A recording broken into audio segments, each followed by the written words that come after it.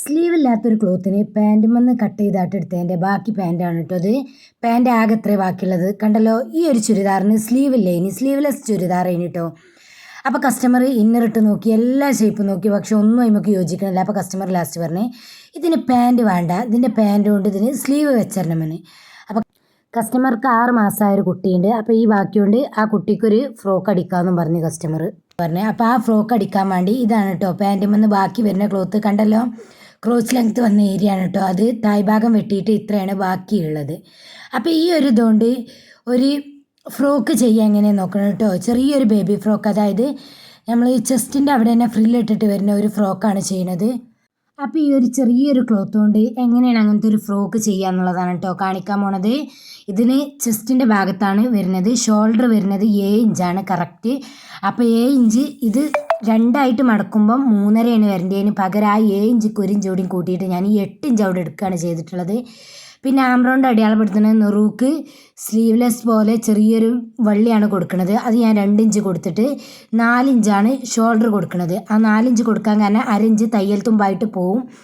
2 inch sleeve കൊടുക്കുന്നതും പിന്നെ അടിക്ക് ആം ഹോൾക്ക് വരുന്ന 2 ഇഞ്ചും അങ്ങനെ 1.5 അങ്ങനെ 3.5 വേണ്ടിയത്. അത് 1 ഇഞ്ച് തയ്യൽ 1/2 ഇഞ്ച് തയ്യൽ തുമ്പായിട്ട് 4 ഇഞ്ചായിട്ട് കൊടുക്കുന്നുണ്ട്. ഇനി ഇതിൽ നമ്മൾ അടയാളപ്പെടുത്തിയിട്ടുള്ളത് കണ്ടല്ലോ, ഇതിൻ്റെ ചെസ്റ്റ് വരുന്ന ഭാഗമാണ് കേട്ടോ. 3.5 ഇഞ്ച് ഇങ്ങോട്ട് തിരിച്ച് ഞാൻ അടയാളപ്പെടുത്തി കൊടുത്തതാണ്.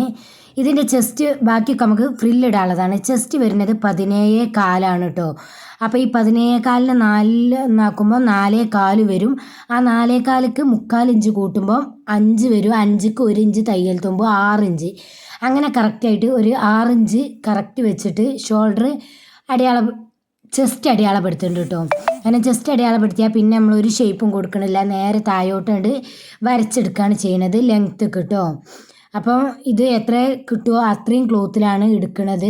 ഇനി ഇതിൻ്റെ നേരെ നമ്മൾ ലെങ്ത്ത് അടയാളപ്പെടുത്തുക. 2 ഇഞ്ച് നമ്മൾ നെറുക്ക് സ്ലീവ് ബാൻഡായിട്ട് കൊടുക്കും. അത് കൂട്ടുമ്പം ആ 2 ഇഞ്ച് ഒഴിവാക്കിയിട്ട് ബാക്കിയാണ് നമ്മൾ ലെങ്ത്ത് കൊടുക്കുക. അപ്പോൾ 2 ഇഞ്ച് കൊടുക്കുമ്പോൾ 1/2 ഇഞ്ച് തയ്യൽ തുമ്പ് പോകണതുകൊണ്ട് തന്നെ 1.5 ഇഞ്ചാണ് കറക്റ്റായിട്ട് നമ്മൾ വെച്ച് കൊടുക്കുന്നത് കേട്ടോ. കണ്ടല്ലോ, കറക്റ്റായിട്ട് 1.5 ഇഞ്ചിലാണ് ഇത് വെച്ച് കൊടുക്കേണ്ടത്. അല്ലാഞ്ഞാൽ നമുക്ക് തയ്യൽ തുമ്പിനുള്ള ക്ലോത്ത് ഉണ്ടാവില്ല. ഇനി ഈ ക്ലോത്ത് എത്രത്തോളം കിട്ടുമോ അത്രത്തോളം ലെങ്ത്ത് ഞാൻ എടുക്കാനാണ് കരുതിയിട്ടുള്ളത്. അപ്പോൾ 15 ഇഞ്ചിലാണ് നമ്മൾ ലെങ്ത്ത് അടയാളപ്പെടുത്തിയിട്ടുള്ളത്. 1 ഇഞ്ച് തയ്യൽ തുമ്പ് കേട്ടോ. ഇത് കറക്റ്റായിട്ട് നേരെ ഒരു സ്കെയിൽ വെച്ചിട്ട് വരച്ചെടുക്കുകയാണ്. നല്ല ഭംഗിയുള്ളൊരു ഫ്രോക്കാണിത് വരിക. നല്ല ചെസ്റ്റിൽ ഫ്രില്ലൊക്കെ വെച്ചിട്ടുള്ള നല്ലൊരു ഫ്രോക്ക് പോലെയാണ് വരിക. ഫ്രില്ലല്ലേ കൊടുക്കുന്നത്, അലാസ്റ്റിക് കൊടുക്കുമ്പോൾ. ഇനി ഇതിൻ്റെ ആം ഹോള് ഒന്ന് കർവ് ചെയ്ത് കൊടുക്കുക ചെറുതായിട്ട് കേട്ടോ.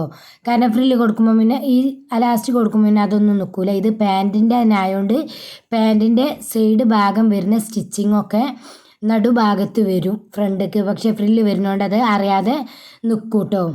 നല്ല ഭംഗിയിൽ തന്നെ നമുക്കത് കിട്ടും. അപ്പോൾ അത് കട്ട് ചെയ്തെടുക്കുക. ഇത്ര മാത്രമേ ഈ ഒരു ഡ്രസ്സിന് കട്ടിങ് ഉള്ളൂ കേട്ടോ.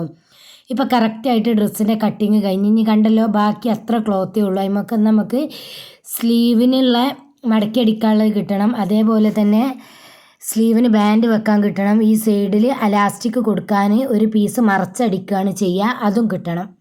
അപ്പം ഇനി എത്രയാണ് നമ്മൾ അലാസ്റ്റിക് എടുക്കേണ്ടത് എന്നുള്ള അളവാണ് കേട്ടോ പറഞ്ഞുതരാൻ പോണത്. അലാസ്റ്റിക്കിൻ്റെ അളവ് പറഞ്ഞാൽ ഷോൾഡർ 7 ഇഞ്ചാണ്. അപ്പം 3.5 ഇഞ്ചാണ് വരിക. ഈ ഒരു 3.5 ഇഞ്ചാണ് നമ്മൾ അലാസ്റ്റിക് എടുക്കേണ്ടത് കേട്ടോ. കണ്ടല്ലോ, ഒരു ഭാഗത്തേക്ക് അതായത് ഫ്രണ്ടിക്ക് 3.5 ബാക്കിക്ക് 3.5 അങ്ങനെയാണ് വരിക. അപ്പോൾ 3 ഇഞ്ച് കൊടുത്താൽ മതി. കാരണം 3.5 ആകുമ്പോൾ അത് ലൂസിൽ വരും. അലാസ്റ്റിക് ഒന്ന് ചുരുങ്ങി നിൽക്കാനോടും കണ്ടിട്ട് ആകെ 6 ഇഞ്ചിലാണ് അലാസ്റ്റിക് എടുക്കുക. 7 ഇഞ്ചുള്ളത് അതിന് 1 ഇഞ്ച് കുറച്ചിട്ട് 6 ഇഞ്ചിൽ അലാസ്റ്റിക് കൊടുക്കുക. 2 ഭാഗത്തേക്കും 3 3 ആക്കിയിട്ട് നമ്മൾ കട്ട് ചെയ്തെടുക്കുകയാണ് ചെയ്യട്ടോ. അപ്പോൾ ആദ്യം അലാസ്റ്റിക് അളവെടുക്കുക. 6 ഇഞ്ച് 3 ഇഞ്ച് പാതിയാണ് വരുന്നത്. 7 ഇഞ്ചാണ് ഫുൾ ഷോൾഡർ വരുന്നത്. അപ്പോൾ ആ ഫുൾ ഷോൾഡറിൽ 6 ഇഞ്ച് 1 ഇഞ്ച് കുറച്ചിട്ട് നമ്മൾ 6 ഇഞ്ചിൽ അലാസ്റ്റിക് എടുക്കുകയാണ്. 6 ബാക്കിക്കും 6 എടുക്കണം, ഫ്രണ്ടിക്കും 6 എടുക്കണം. അപ്പോഴാണ് അലാസ്റ്റിക് ചുളുങ്ങി വരുള്ളൂ കേട്ടോ. നമ്മൾ ഒരു ഭാഗമല്ലേ ഷോൾഡർ നോക്കിയിട്ടുള്ളത് പറഞ്ഞു കൊടുത്ത് വെച്ചതാണ് കേട്ടോ. ആദ്യം 3.5 എന്ന് പറഞ്ഞത് അതതിൻ്റെ പാതി എത്ര വരുന്നത് എന്നുള്ളത് നോക്കിയിട്ടാണത് ചെയ്തിട്ടുള്ളത്. അപ്പോൾ ഇനി ചെയ്യാൻ പോണത് കണ്ടല്ലോ, ഇത് ഇതേപോലെ നിർത്തിയിട്ട് ഇനി അലാസ്റ്റിക് എങ്ങനെ വെക്കുക എന്നുള്ളത് കാണിച്ചു തരാം കേട്ടോ. അവിടെ ഇങ്ങനെ അലാസ്റ്റിക് അടിക്കുമ്പോൾ ഇതേപോലെ ചുരുണ്ടിങ്ങോട്ട് വരും. അപ്പോൾ ഒരു പീസ് മറച്ചടിക്കുക കൂടെ ചെയ്യണം കേട്ടോ. നല്ല ഭംഗിയാണ് ഈ ഫ്രോക്ക് കാണാൻ. ഇനി ആ പീസ് വെച്ചിട്ടൊരു 1.5 ഇഞ്ചിൽ 2 ഇഞ്ചിൽ പീസ് വെട്ടിയെടുക്കും. അരയിഞ്ച് തയ്യൽ തുമ്പ് ഏകദേശം പോകുന്നിട്ട് ഇത് കറക്റ്റാക്കിയിട്ട് ഒരു 1/2 ഇഞ്ച് മുകൾക്ക് കയറ്റിയിട്ട് അടിക്കുകയും ചെയ്യും കേട്ടോ.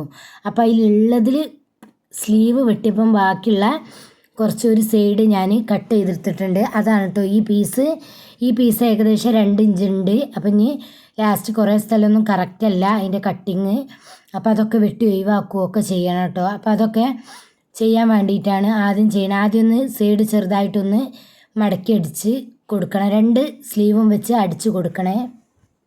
ഇതെങ്ങനെ സ്റ്റിച്ച് ചെയ്തത് എന്നുള്ളത് ഞാൻ പറഞ്ഞുതരാം കേട്ടോ. ഫുള്ള് കറക്റ്റായിട്ട് പറഞ്ഞുതരാം.